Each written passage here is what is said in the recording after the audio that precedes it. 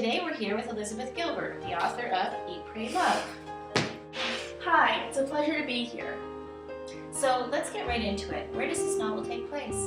This novel includes my travels to Italy, India, and Indonesia. Would you describe some of the characters? Sure. The main character is me, and I would describe myself as adventurous, humorous, and blunt. Another important person in my book is my medicine man, but I won't describe him as I've kept him anonymous, but I will say he's wonderful. Philip, my Bali lover, is important as well. He is honest, compassionate, and wise. One of my favorite quotes by him is, "Listen, balance, my darling, is not letting anybody love you more than you love yourself." I believe you have a plot graph to share with us. Yes, I do. This is my plot graph. The beginning is when I was upset and depressed, and I spent my nights crying and miserable. It then goes up to 2 when I met David. He wasn't a healthy person to be with, but he introduced me to my spiritual guide. Number 3, when I divorced my husband and decided to travel and find my balance. Number 4, when I traveled to Italy and learned my first lesson of enjoying little pleasures. 5, when I traveled to India and I couldn't focus while meditating because my mind kept wandering. And the climax was when I finally was able to meditate and clear my head. It was from that moment on, that I had a deeper connection with God.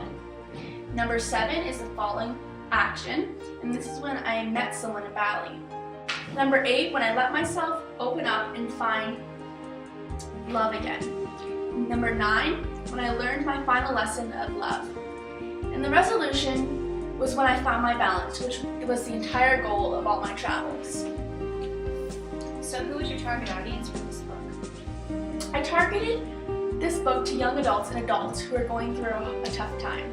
A lot of the situations are quite serious, such as divorce and love. It's not really directed toward younger viewers. And what's your writing style like? Well, this book is written from my point of view. I wrote pretty informal because I wanted the readers to be able to relate. I wanted to portray the real adventurous, crazy me. Okay, we're going to take a break and be right back.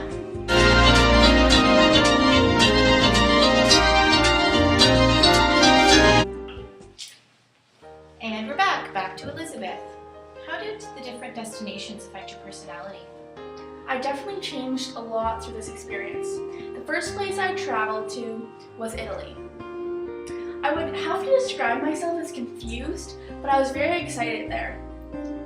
When I traveled to India, I was extremely focused to achieve my goal of meditation. Lastly, when I traveled to Indonesia, I would say I was the happiest I had been in a long time and a lot more open to trying new things. While reading your back, 2 quotes really interested me, and I'd like you to explain them further. The first one is, "Stop wearing your wishbone where your backbone ought to be." By saying this, I was trying to teach my readers about strength. Throughout this journey, I gained a lot of strength. I wanted to teach my readers that if I could get through what I did, they can too.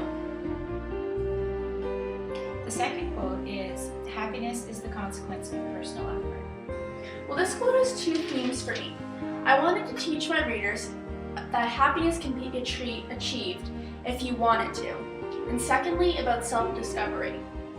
Because the more you discover about yourself, the more you'll start to understand what makes you happy, so you can go out and do it. Well, lastly, could you summarize your book for us in 1 sentence? I would say it describes the obstacles in finding myself and the adventures I took doing so. Well, that's all the time we have. Thanks so much for being here. No problem. Thanks for having me.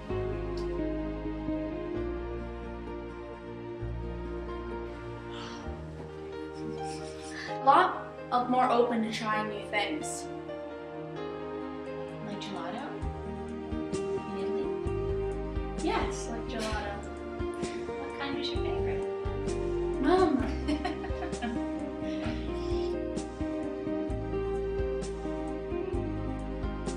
The media I chose to use to display my information was obviously a video. And I chose this because I thought it would be creative, because I didn't know anyone else who was doing it. And I thought it would just be an effective way to display the book and summarize it. The steps I took to make this video was writing up the lines and finding questions that were suitable for the criteria I had to work with, and then filming, and then editing and cutting everything because there was little pieces that needed to be put together, putting in titles, adding background music, putting the bloopers in, filming this, and then uploading it to YouTube